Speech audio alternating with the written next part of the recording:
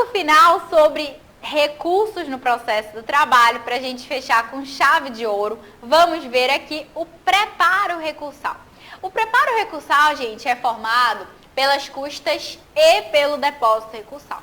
E aí, a primeira coisa que você tem que saber é que custas e depósito, elas devem ser o quê?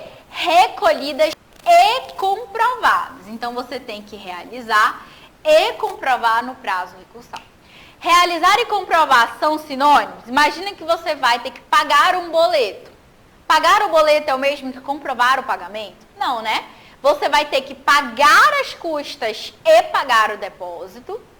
E, além disso, você vai ter que anexar ao processo, comprovando que você fez o pagamento no prazo recursal. Tem uma situação excepcional aqui, que é o recurso de agravo de instrumento, que por força do artigo 899, parágrafo 7º da CLT, exige que a comprovação seja feita no ato de interposição do recurso. É o único recurso que você tem que comprovar no ato de interposição. Todos os demais admitem que você comprove dentro do prazo recursal. Então, de repente, eu posso apresentar meu RO no segundo dia do prazo, no oitavo dia comprovar o recolhimento de custas e depósito e vai estar tudo certo, não vai ter nenhum problema. Aí vem as particularidades, né? O e se. Professora, e se a pessoa realiza o preparo, porém ela não comprova? Mas o sistema bancário acusa o pagamento tempestivo. E aí, o que acontece? O que acontece é que se você deixar de comprovar no prazo, sabe o que acontece? Deserção automática do seu recurso, ou seja, acabou, não tem o que fazer. O recurso vai ser reputado deserto, vai ser trancado e não tem o que você fazer para sanar essa irregularidade. Então, a ausência de comprovação do depósito ou das custas enseja na deserção automática do recurso e essa deserção é insanável. Por outro lado, entretanto, se você recolhe de forma incompleta, ou seja, eu tinha que recolher 2% de custas, eu recolhi 1%. Eu tinha que recolher 12 mil reais de depósito e eu recolhi, na verdade, 7 mil reais. O que vai acontecer? Se eu recolhi de forma insuficiente, comprovei no processo, mas de forma insuficiente, eu terei direito ao prazo de 5 dias para promover a complementação do meu preparo.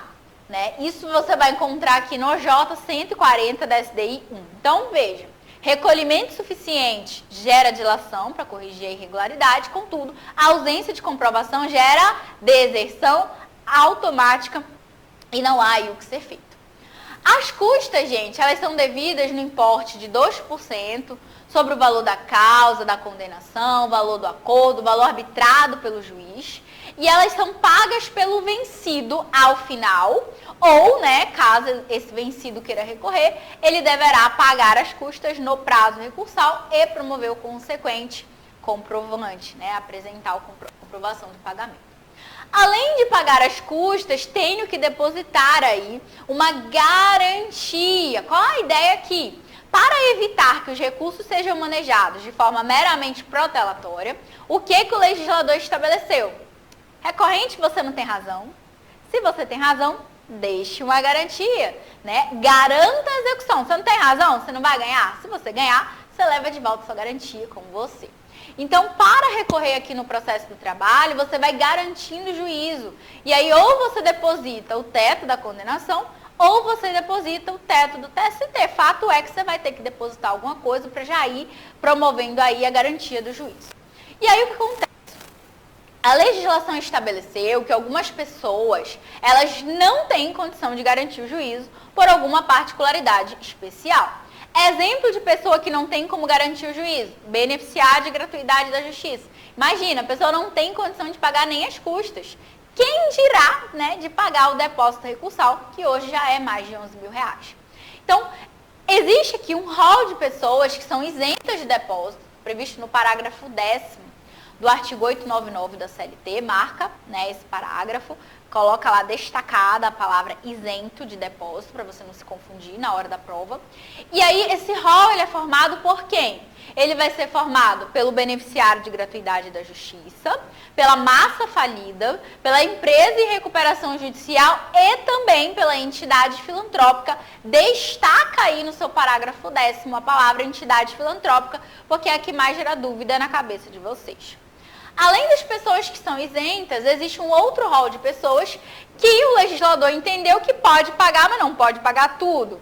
E aí o legislador estabeleceu que essas pessoas irão recolher pela metade.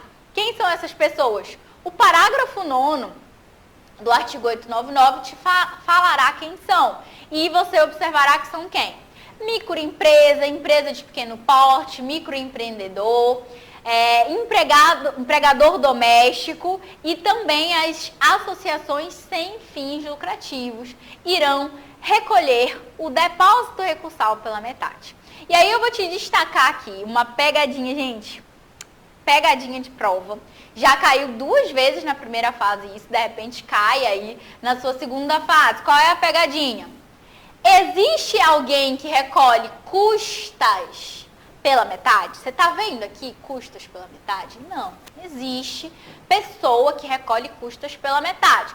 O que existe aqui, ó, é pessoa que deposita pela metade. Então, esse rol de pessoas aqui que você vai encontrar no parágrafo 9º do artigo 899, depositará pela metade, porém pagará as custas de forma integral. Não tem desconto aqui para o pagamento das custas, ok? Então, o preparo recursal ele deve ser realizado e comprovado no prazo recursal, sob pena de não sendo comprovado haver a deserção imediata, ou, né, caso seja realizado de forma incompleta, o magistrado deve intimar o recorrente e facultar a ele o prazo de 5 dias para ele complementar.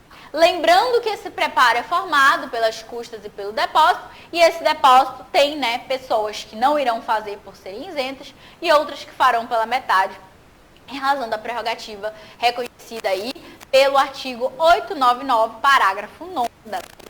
E para a gente fechar com chave de ouro, a última informação que eu quero te falar é: esse depósito recursal aqui, ele pode ser substituído por 2 instrumentos bancários. Eu posso substituir ele pela fiança bancária e posso substituir pelo seguro garantia judicial. Então, de repente, se eu não quiser imobilizar o meu dinheiro, promovendo o pagamento do depósito, o que eu posso fazer? Contratar uma fiança bancária ou um seguro garantia judicial com o banco, né?